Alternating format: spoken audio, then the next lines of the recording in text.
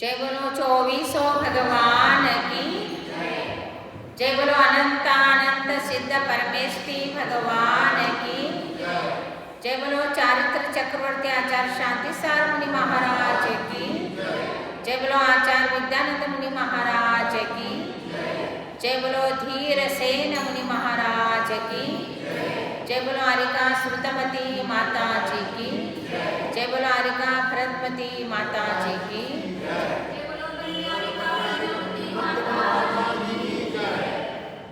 ओम सहाय जिनम पनमामि सया अमलो विरजो वरकपतरु सच काम दुहा मम रक्षसया पुरो विचुनोहि पुरो विचुनोहि। महानुभाव, आज चौथा भावना अवीक्षण ज्ञानोपयोग भावना, षोडश कांड भावना में चौथा नंबर का भावना है। तो उसमें कहाँ है, पहला अवीक्षण ज्ञानोपयोग मीन्स क्या, ये समझना। अवीक्षण ज्ञानोपयोग किसको कहते हैं? जीवादि पदार्थ सतत्व विषये सम्यक ज्ञाने नित्यं युक्तता अवीक्षण ज्ञानोपयोगा। जीवादि 7 पदार्थ, जो भी पदार्थ है, तत्व है, द्रव्य है, इनके संबंधित और स्वतत्व अर्थात सभी जीवादि पदार्थ में जीव तत्व को देखेंगे तो जीव जीव जीव आपको दिखाई देगा।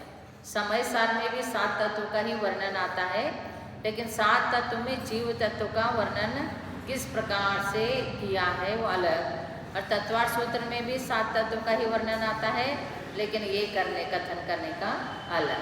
तो इन 7 तत्वों में या जीवादि पदार्थ में स्वतत्व का विषय, जो स्वतत्व है आत्मा है, उसके संबंधित और सम्यक ज्ञान, जो इस विषय में जो निरंतर उपयोग लगा रहता है उसका नाम अवीक्षण ज्ञानोपयोग।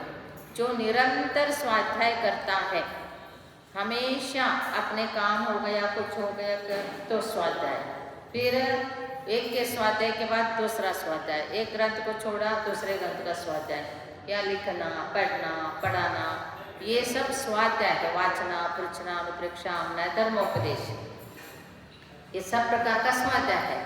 तो इसमें जो निरंतर मन लगा रहता है और इसमें उपयोग लगाए रहता है, इसका नाम अवीक्षण ज्ञानोपयोग। अवीक्षण ज्ञानोपयोगी उन्हीं को कहा जाएगा जो निरंतर स्वाध्याय करता रहता है। इसलिए कहा है कि आगम चक्षु सहावो, जो साधु का चक्षु है, आंख है, तो आगम ही चक्षु है, अर्थात इतना निरंतर अध्ययन ही करते रहने को कहा है। फिर जो अध्ययन करना है तो उसके लिए कहा है कि द्रव्य, क्षेत्र, काल, भाव सब शुद्ध हो। फिर अध्ययन करेंगे तो कौन से शास्त्र, जिनेंद्र भगवान की जो दिव्य ध्वनि खिरी उपदेश हुआ और जो 4 अनुयोग में लिपिबद्ध है, गणधर परमिष्ठ ने ग्रहण करके पूर्वाचार को बताते बताते जो ग्रंथ में लिपिबद्ध हो गया, उसका अध्ययन करना स्वाध्याय है। कोई भी ऐसे व्यक्ति लिखता है, प्रवचन रूप से कोई लिखा है वो बात अलग है, लेकिन ग्रंथ जो है आचारकृत गाथा, टीका, संस्कृत टीका, ये सब से प्रथमानुयोग, कर्णानुयोग, चरणानुयोग, द्रव्यानुयोग, इनका अध्ययन निरंतर करते रहने को कहा है। फिर द्रव्य, क्षेत्र, काल, भाव को देख के करना होता है।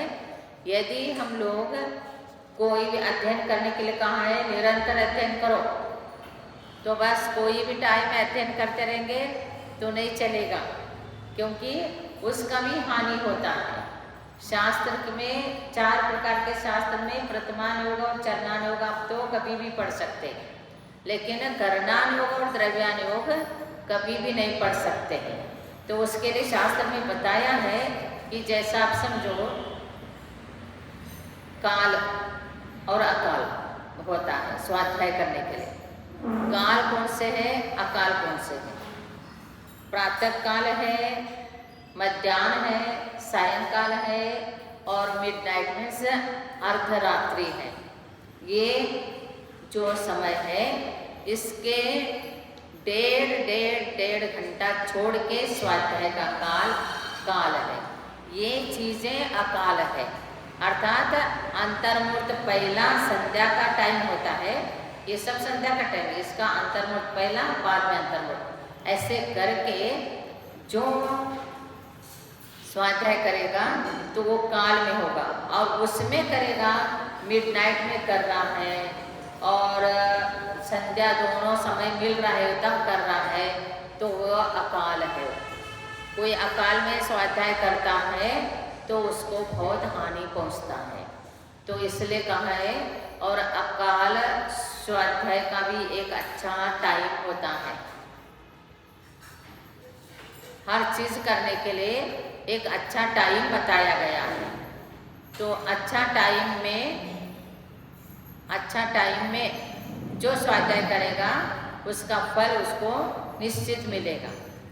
और यदि व्यवस्थित टाइम में स्वाध्याय नहीं करता है, कोई भी टाइम में स्वाध्याय करता है तो फिर उसके लिए फल गलत मिलेगा। वो क्या फल मिलेगा वो मैं आपको बताऊंगी।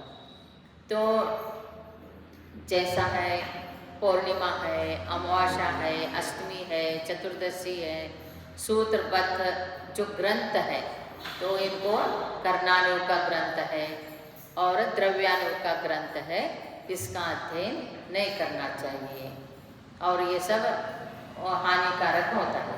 क्योंकि आप समझेंगे तो स्वाध्याय ही कर रहे क्या होता है, लेकिन हर चीज़ का एक योग्य समय होता है, उसका फल वैसा ही मिलता है। जाप के लिए भी ऐसे ही है और कोई ग्रंथ का अध्ययन करना भी ऐसे है, और सबका विधि है, सबका अच्छा टाइम है। उसी विधि से जैसा ग्रंथ का अध्ययन करना है तो शरीर शुद्ध चाहिए, मन शुद्ध चाहिए और भाव शुद्ध चाहिए।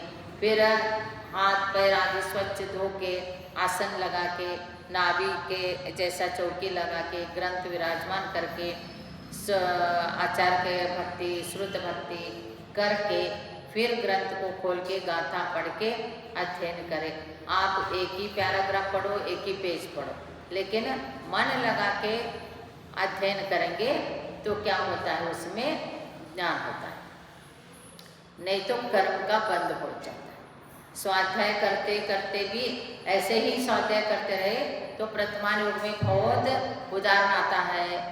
और वड्ढाराधना कथा कोश, आराधना कथा कोश, इनमें बहुत मुनियों का उदाहरण दिया गया है। जैसे एक दो उदाहरण से आपको पता चलेगा। एक वीरभद्र ऐसे करके मुनि महाराज जी थे और वो क्या कर रहे थे, स्वाध्याय कर रहे थे। वो मिडनाइट में स्वाध्याय, उनको पता ही नहीं चला कि रात भी हो गया है और स्वाध्याय करते करते करते करते रहे। फिर वहाँ पर एक वृद्धा स्त्री छाछ लेके आती है, वृद्धा स्त्री छाछ लेके आती है और वो चिल्ला चिल्ला के बोलते छाछ ले लो, छाछ ले लो, ऐसे करती है। रात में घनघोर जंगल में कोई है ही नहीं, घर नहीं, श्रावक नहीं, कोई नहीं, और वहाँ पर सिर्फ मुनि स्वाध्याय करते बैठे हैं। और वहाँ पर ऐसे करती है तो उन्होंने सहज ही महाराज जी ने कहा कि क्या है, तुमको समझ है कि नहीं, ये जंगल में कौन है और इस रात में कौन तुम्हारा छाछ लेगा और तुम छाछ बेचने आई है, ऐसे कहा। मुझे तो यही कहना है, वो भी वहाँ का यक्ष देवी ऐसे रूप धारण करके उनको याद दिलाने आई थी कि भगवान की वाणी पढ़ रहे हैं और ग्रंथ का अध्ययन कर रहे हैं, कौन से टाइम में कर रहे हैं।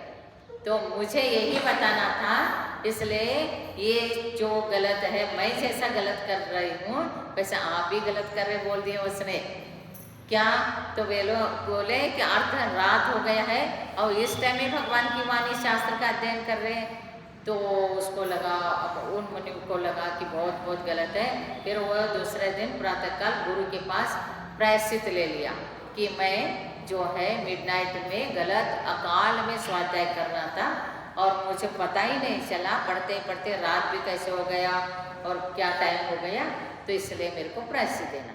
तो उन्होंने प्रायश्चित लेके सुधार के अपने तपस्या के बल से फिर क्या कर दिया उन्होंने कि वो स्वर्ग देवगति को प्राप्त कर लिया।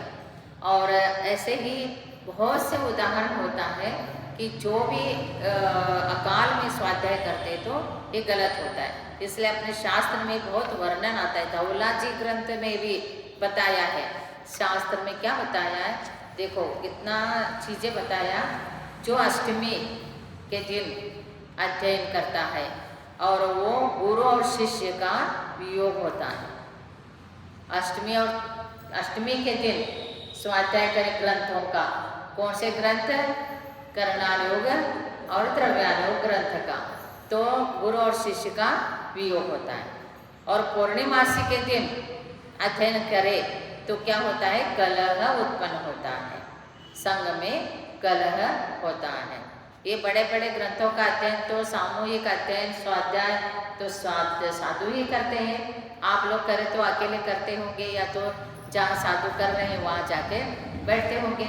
लेकिन मेन चीज़ तो स्वाध्याय का प्रातःकाल, दोपहर, शाम ये सब स्वाध्याय तो, क्योंकि प्रातःकाल में 9 गाथा पढ़ने के लिए कहा, प्रातःकाल 9 गाथा से स्वाध्याय, दोपहर में 7 गाथा, शाम को 5 गाथा ऐसे। लेकिन जो मैंने टाइम बताया संध्या टाइम, इसको 1.5 घंटे छोड़ के स्वाध्याय करने का है।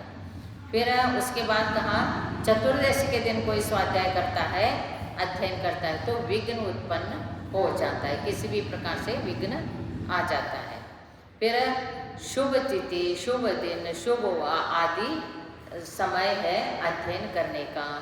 फिर उसके बाद कहा यदि साधु कृष्ण पक्ष के चतुर्दशी के दिन या कृष्ण पक्ष के अमावस्या जो होता है उस दिन स्वाध्याय करता है तो उनका विद्या और तपस्या, उपवास इन सब व्यर्थ जाता है।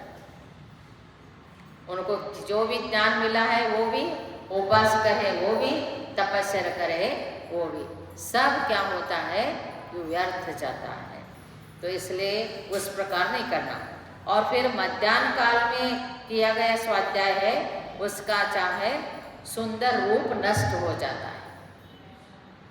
और दोनों संध्या काल में कोई स्वाध्याय करता है तो व्याधि उत्पन्न होता है। क्या कहा है, जो दोनों काल में स्वाध्याय करे तो व्याधि उत्पन्न होता है। और मध्याह्न रात्रि में, मध्य रात्रि में स्वाध्याय करता है तो उनका जितना भी प्रिय लोग होंगे वो उनको, उनसे शत्रु बन जाएंगे, प्रिय लोग भी उनको छोड़ देंगे। इस प्रकार से होता है और वो दुख से युक्त हो जाता है, आदि आदि वो उनको कष्ट उठाना पड़ता है। इसलिए कहा है कि स्वाध्याय का अच्छा टाइम होना चाहिए। फिर कोई बहुत ज़्यादा बादल कड़क रहा है, बिजली कड़क रही है और तूफान, आंधी, जोर जोर से बारिश, इन टाइम में भी स्वाध्याय ग्रंथों का नहीं करना चाहिए। क्योंकि ऐसे टाइम में स्वाध्याय करें तो क्या है इसमें कारण, लॉजिक क्या है इसमें? यही लॉजिक है, इन सारे चीज़ों से अपने अंदर भय उत्पन्न होता है, आकुलता व्याकुलता बढ़ जाता है और वो परिणाम निर्मल नहीं रहता है। और निर्मल परिणाम नहीं है तो स्वाध्याय जो करेंगे तो उसका अर्थ सही में ग्रहण नहीं होता है और शास्त्र का अविनय होता है, अनादर होता है, तो उसके कारण पाप का बंध होता है, फिर उसके कारण पाप का फल इसको भोगना पड़ता है। तो वैसे ही एक शिवनंदी करके मुनि महाराज जी, वो इसको बताया आराधना कथा कोश में 88 नंबर का एक कथा है। शिवनंदी महाराज जी जो है वो स्वाध्याय कर रहे थे और वो स्वाध्याय करते करते उनको क्या है, गुरु ने बताया था उनको कि ये टाइम में स्वाध्याय नहीं करना है। फिर भी उस गुरु का बात को न मानते हुए, ध्यान से सुन रहे हैं ना सब लोग,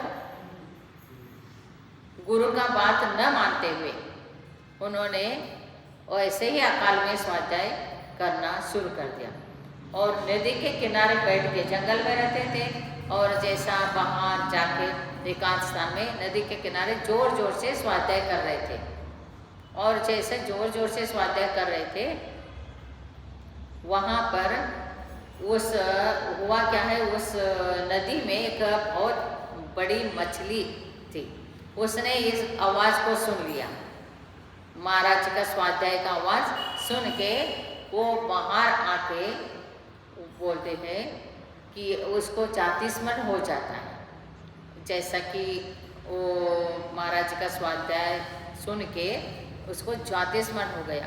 वो मैं भी पूर्व में एक मुनि का रूप धारण किया और स्वाध्याय गलत टाइम में करने से मेरे को ऐसे पर्याय मिला है, और ये महाराज जी भी ऐसे गलत कर रहे हैं, तो इनको भी ऐसे ही दुर्गति में जाना पड़ेगा।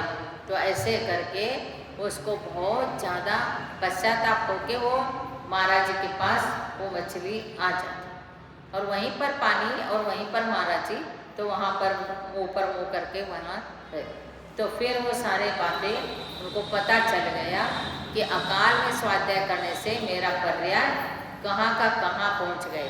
तो उनको लगा कि हाँ मेरे भी यही दुर्गति होगा, लेकिन उनको प्रायश्चित लेके वो जो करना था वो नहीं किया था, इसलिए उनका भी भाव बिगड़ गया।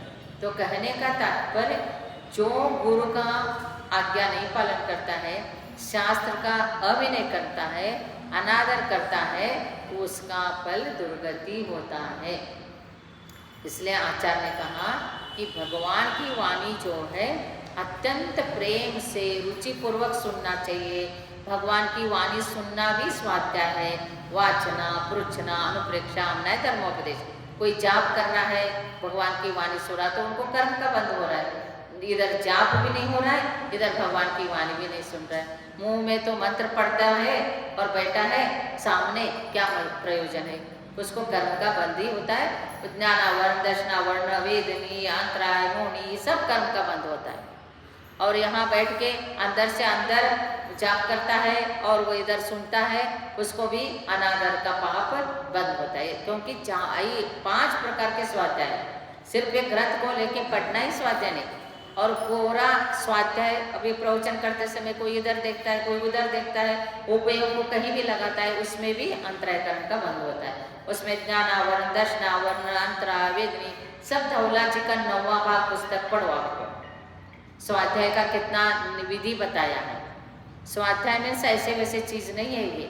स्वाध्याय भगवान की वाणी सुनना है, भगवान की वाणी पढ़ना है, भगवान की वाणी समझना है। तो सोना है तो सो रहे, कोई नींद भी आ जाए तो दर्शनावरणी कर्म का बंद हो गया, और एकदम सतर्क होके बहुत अच्छी तरह से भगवान की वाणी को सुनना चाहिए। कोई भी आए जाए कुछ भी हो, लेकिन अपने उपयोग को नहीं हटाना चाहिए, और अपने उपयोग इधर उधर हटाते हैं तो भगवान की वाणी का अविनय हो गया।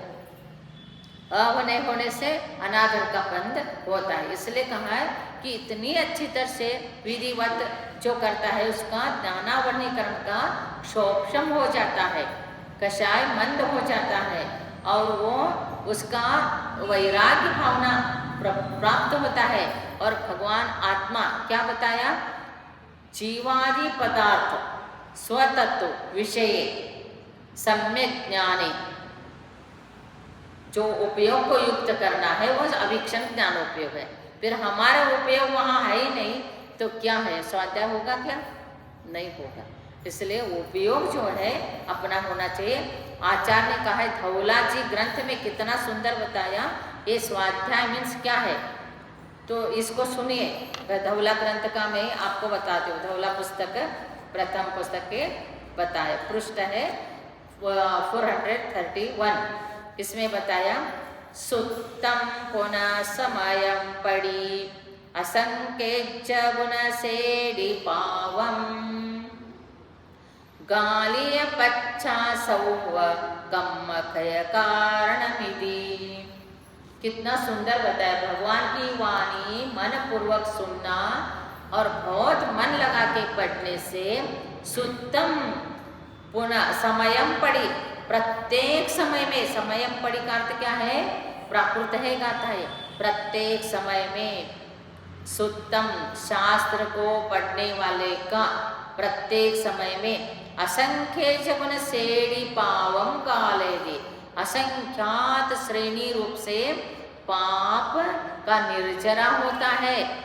जब स्वाध्याय कर रहे हैं, स्वाध्याय सुन रहे हैं, भगवान की वाणी सुन रहे हैं, चाहे प्रवचन के माध्यम से हो, चाहे इसके माध्यम से हो, सुनने का है तो सुनना है और पढ़ना है तो पढ़ रहे, उसमें प्रत्येक समय में असंख्य गुण सेड़ी पावम गालयदि, इतना असंख्यात गुणित रूप से कर्मों का क्षय होता है।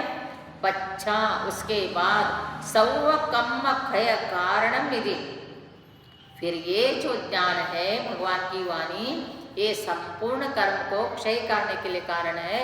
संपूर्ण कर्म क्षय होके मोक्ष ही प्राप्त होता है। और इसलिए कहा है, धौला जी के 6ठा पुस्तक में भी कहा है कि जो भगवान की वाणी श्रद्धा पूर्वक सुनता है और श्रद्धा पूर्वक पढ़ता है, उसको कितना उसमें से समझ में आ रहा है वो बहुत ही बड़ी बात है। उसका क्षोभम है, उसका पुण्य है।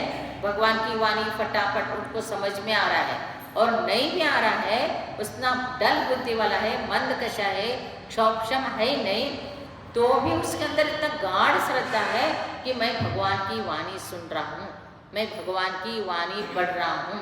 ऐसे श्रद्धा पूर्वक जो करता है उसको कहा है, इस भाव में उसको कोई भी चीज़ याद भी नहीं रहेगी। सुनते समय आनंद से सुन रहा है, श्रद्धा पूर्वक सुन रहा है, भक्ति पूर्वक सुन रहा है, तो 7 भाव जाने की देरी नहीं, उसको केवल ज्ञान हो जाए। कुछ भी ज्ञान नहीं है उसको, सिर्फ श्रद्धा से सुन रहा है, श्रद्धा से पढ़ रहा है। तो इसलिए भगवान की वाणी को ये ऐसे मनोरंजन करने की बात नहीं है, टाइम पास करने की बात नहीं है। भगवान की वाणी तो अंतःकरण पूर्वक एक मन को, वचन को, काय को एकाग्र करके सुनने का। इसलिए कहा है, जे त्रिभुवन में जीवानंत सुख चाहे दुखते भयवन, ताते सुखहारी कहे सीख गुरु करुणाधार। अनंत जीव संसार में है, सब दुखी है। दुख का परिहार के लिए, सुख की प्राप्ति के लिए जो चाहे, मन स्थिर आन, मन को स्थिर कर पहला, फिर जो संक्षेप में गुरु उपदेश देंगे उसको सुन। पहला क्या कहते हैं, मन को स्थिर करो, अर्थात तब भी तुम्हारे को ग्रहण होगा। कोई भी उपयोग नहीं लगाएगा यहाँ पर, तो उसको क्या माता जी ने प्रवचन दिया, कौन से शास्त्र में क्या आया है, क्या बताया है, गेट के बाहर जाओ पूछो तो बोलेंगे कुछ नहीं पता।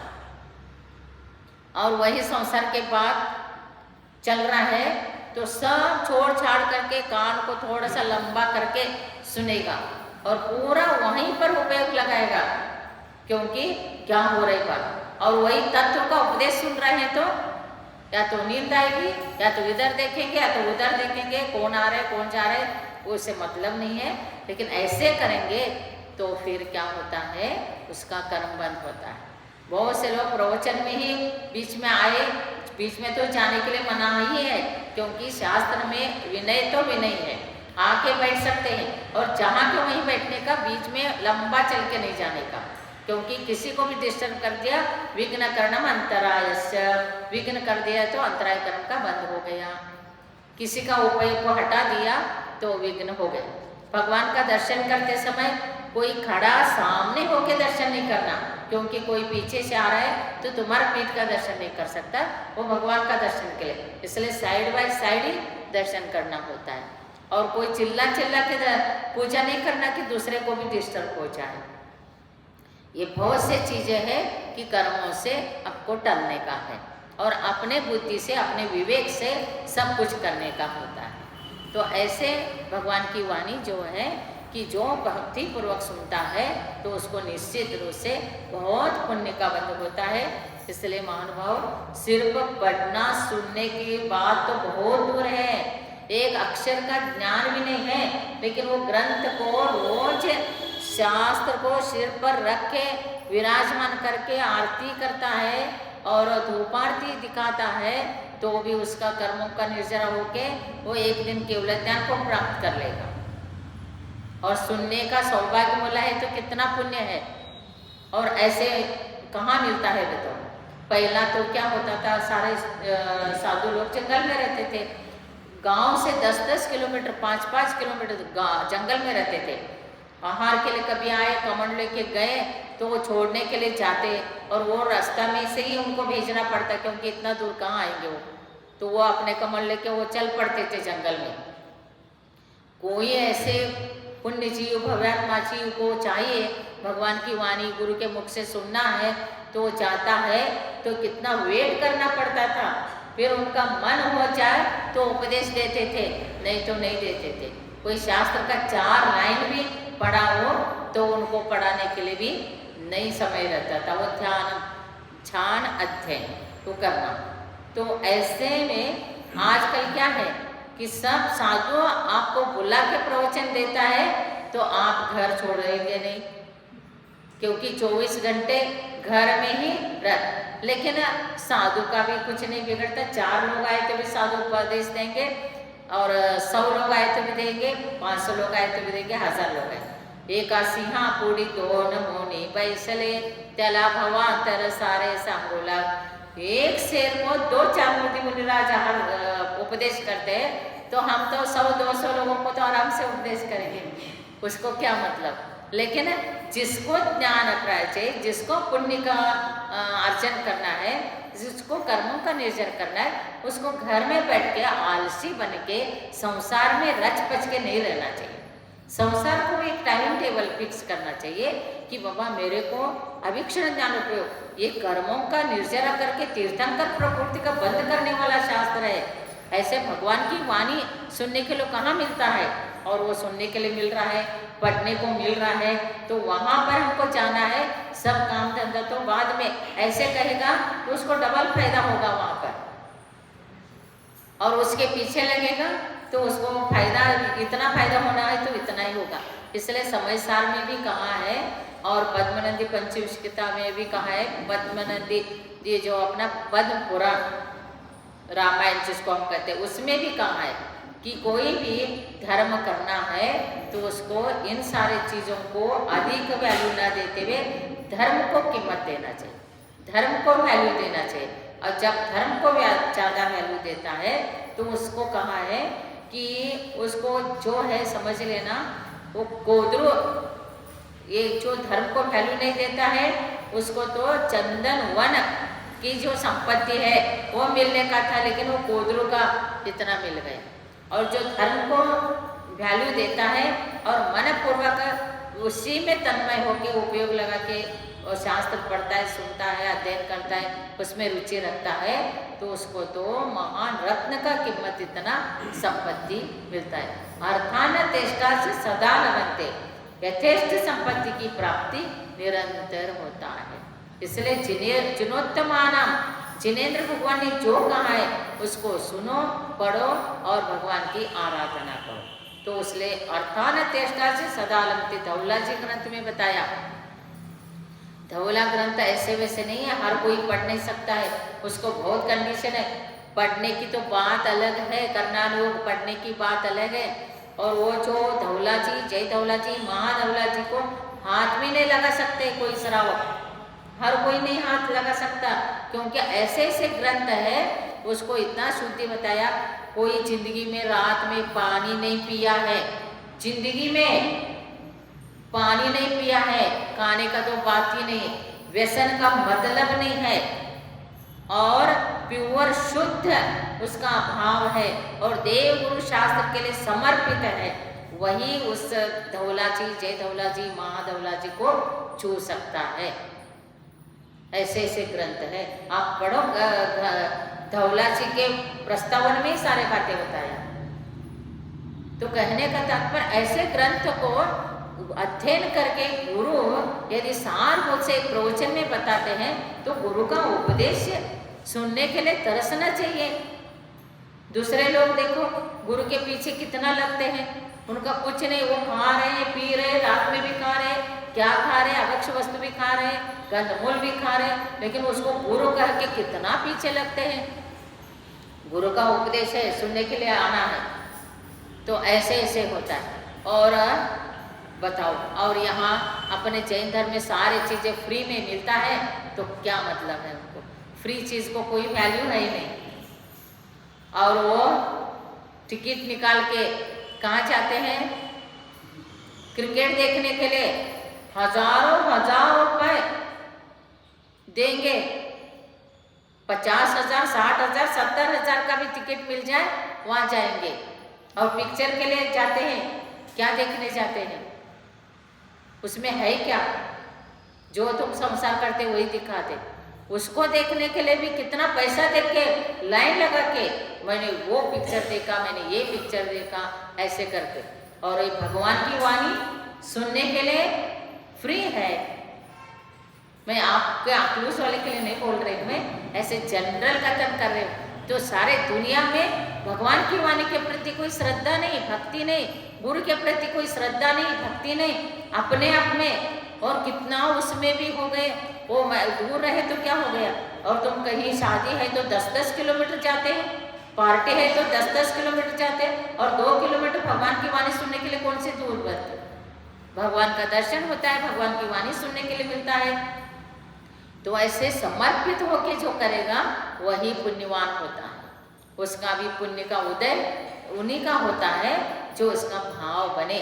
हर किसी का भी भाव बनने के लिए भी पुण्य चाहिए होता है। इसलिए महानुभाव, तो भगवान की वाणी प्रथमान योग जो है आप कभी भी उसका अध्ययन कर सकते हैं। प्रथमान योग जो चरित्र है, प्रथमान योग और चरणान योग ये दोनों शास्त्र बदलते हैं। करणान योग और द्रव्यान योग कभी बदलते नहीं हैं। चाहे चतुर्थ काल हो, चाहे पंचम काल हो, चाहे अवसर्पणी काल आ जाए, उत्सर्पणी काल आ जाए, कोई भी काल आ जाए, तत्व है भगवान की दिव्य ध्वनि वाणी सुनी हुई है। ये भी भगवान की वाणी है, लेकिन वो प्रश्न पूछता है मुख्य श्रोता या चक्रवर्ती, तब उनके उत्तर में उनका चरित्र बताया जाता है। फिर वो चरित्र तो रिपीट होगा, वही नहीं रहेंगे। अभी इस चतुर्थ काल में जो हो गए चक्रवर्ती, 12 चक्रवर्ती हो गए, 24 तीर्थंकर हो गए, उनके माता पिता हो गए, उनका 10-10 भव हो गया, नारायण, प्रति नारायण, बलभद्र, ये सब हो गए। तो यही रहेंगे क्या अगले चतुर्थ काल में? वो तो अगले चतुर्थ काल में दूसरे होंगे, फिर उनका चरित्र होगा। फिर ये बदलेगा कि नहीं? पता चल गया, प्रथमान योग बदलता है। और चरणान योग में, चरणान योग क्या है? वो जो तत्व है, आचरण है, जैसा पंच महाव्रत है, पंच अनुव्रत है, 28 मूल गुण है, उत्तर गुण है, जो आचरण का 36 गुण है, और साधु का 28 मूल गुण है, ये सब रहेगा। लेकिन आचरण करने का जो विधि है वो द्रव्य क्षेत्र काल के अनुसार विधि है। पहला चतुर्थ काल में कहाँ रहते थे? जंगल में रहते थे, मासोपवासी, पक्षोपवासी, और 4 महीने तक योग धारण करते थे। 4 महीने तक इधर के उधर नहीं हिलते थे, ऐसे था। तो अब ये पंचम काल में चलेगा, वो तो द्रव्य क्षेत्र काल के अनुसार आचरण में बदल होता है। तो इसलिए चरणान योग में बदल होता है, प्रथमान योग तो बदलता ही बदलता है, लेकिन करणान योग में कभी बदल नहीं। द्रव्यान योग में द्रव्य का, गुण का, पर्याय का वर्णन करने वाले तत्व में क्यों बदल होगा? वो तो तत्व अनादिकाल से अनंत काल तक रहेगा, हमेशा वही कथन रहेगा। और करणान योग ग्रंथ है, कर्म सिद्धांत है, उसका वर्णन करने वाला करणान योग है, तो वो क्यों बदलेगा?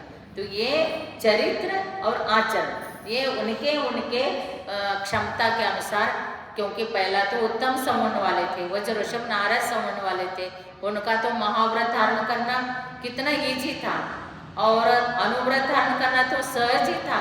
आज कोई रात में भोजन त्याग करो तो कितना कठिन हो रहा है, होता है कि नहीं? क्योंकि संवर्णहीन हो गया। और हीन सवन के कारण और पंचम काल के कारण अनेक बीमारियां हो गई। चतुर्थ काल में ऐसे कुछ नहीं था। चतुर्थ काल में तो उत्कृष्ट सवन भी हीन सवन भी सब, स्त्रियों को तो कोई भी काल वो हीन सवन नहीं रहता है। अर्धनारा सवन, कील सवन, श्रम प्राप्त, सुरपटिका सवन, यही 3 रहता है। और वज्रशव नारासन, वज्र नारासन, नारा सवन ये पंचम काल में रहता ही नहीं है। सबसे उत्कृष्ट संवर्ण वज्रशव नारासन, सबसे उत्कृष्ट संस्थान समचतुर संस्थान। और ऐसे ऐसे पुण्य जीव होते तो वो तपस्या करते, उनको 1 साल भी उपवास हो गए तो कुछ फर्क नहीं पड़ता था। और आज ऐसे नहीं हो सकता। वो मुश्किल से कोई अभी भी चल रहा है, बहुत पास का है। चतुर्थ काल के बाद सिर्फ 2500 वर्ष ही हुआ है और आगे आगे जाके ये भी संवरण हीन होता होता जाएगा। पहला कितना फर्क पड़ता गया। अपने ही दादा दादी के टाइम देखो, उनके पहले का टाइम देखो, अभी का टाइम देखो, कुछ 50 साल के पहला देखो, अभी का देखो, कितना फर्क आता जा रहा है। इसलिए मानव आचरण में जो है फर्क इसलिए आता है, उतना उत्कृष्ट संवरण नहीं रहा। और खान पान में तो आचार्य ने यही कहा है कि ये पंचम काल में सब वनस्पतियों के फलों के रस भी कम होता जाएगा, शक्तिहीन होते जाएंगे, जो चाहिए वो शक्ति नहीं मिलेगा। इसलिए आचार्य ने कहा इस काल में भी कोई महाव्रत धारण करता है, अनुव्रत धारण करता है, एकासन करता है तो कितना पुण्यवान है। उपवास भी करते हैं, जैसा आज देखो षष्ठी का कितने लोगों ने उपवास ले लिया तो उपवास करते। तो ये बताया है भाव पौड़ में, अष्टपौड़ में एक भाव पौड़ आता है, भाव संग्रह करके भी एक ग्रंथ है, उसमें भाव संग्रह में बताया कि जो चतुर्थ काल के साधु हैं, चतुर्थ काल के साधु का 1000 वर्ष का तपस्या और इस पंचम काल के 1 वर्ष का साधु का 1 वर्ष का तपस्या समान है। 1000 वर्ष और 1 वर्ष। क्योंकि क्या कहा है पद्मनंदी पंचमी शतिका में, काले कालो कले चित्ते देह जानादि कीटका। ये पंचम काल में अन्न के कीड़े हैं ये लोग सब जीव, और फिर भी इतना व्रत करे, त्याग करे, संयम धारण करे, तपस्या करे तो ये महान है। बहुत से लोग तो गुरु को देख के भी विनय नहीं करते हैं, वो बहुत गंद का बंद करते हैं। धौला जी में बताया, कुंद आचार्य ने स्वतः बताया, कुंद आचार्य के नाम से भी बहुत से लोग हैं, लेकिन वो कुंद आचार्य के ग्रंथों को सब पढ़ते नहीं है। सब कुंद आचार्य का रहनसार पढ़ो पता चलेगा, मूलाचार पढ़ो पता चलेगा। सिर्फ के कुंद आचार्य का समयसार पढ़ने से कुछ नहीं होता है। कुंद आचार्य ने सारी चीजें बताए। पंचम काल के अंत तक चतुर्थ संग रहेगा, मुनि आरिका श्रावक श्रविका बताया। और ऐसे में गुरु का अभिनय करना, इस काल में गुरु ही नहीं बोलना, और इस काल में बहुत से लोग शास्त्र का ही विश्वास नहीं करते, अपने जो मर्जी है वही कथन करते, अपने मर्जी से आचरण करते, ये सब गलत है। लेकिन भगवान की वाणी जो है ये भी वर्तमान युग भी भगवान की वाणी है। क्योंकि जब चक्रवर्ती पूछता है 60,000 तब भगवान ने अपने सारे बातें बताया, और जब मुख्य श्रोता ने भगवान महावीर से श्रेणिक राजन पूछा 60,000 प्रश्न, उसका भगवान की वाणी नहीं है। लेकिन ये बदलेगा, इसलिए जो आगे जो चक्रवर्ती पूछेगा उनके बारे में वो बताएंगे, वो शास्त्र निर्माण होगा। अभी तो हमारे पास जो ग्रंथ है चारों अनुयोग प्रामाणिक है, भगवान की वाणी है। इसलिए श्रद्धा पूर्वक, विनय पूर्वक और जितना हो सके उतना संसार का काम धंधा एक अलग तरफ रखे।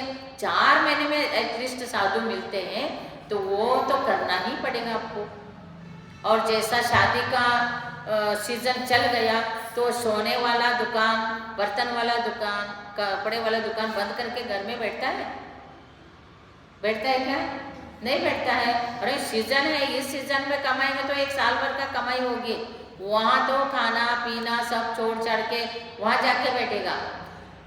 और ये 4 महीने का सीजन है पुण्य कमाने का, और यहाँ क्या करेगा? आई एम स्लीपिंग, मैं तो सो रहा हूँ, प्रवचन होने दो, भगवान की वाणी होने दो, कुछ मतलब नहीं। तो कहने का तात्पर्य ऐसा न करते हुए बहुत विनय पूर्वक हम भगवान की वाणी श्रद्धा पूर्वक सुनेंगे, और उसी प्रकार से अध्ययन करेंगे।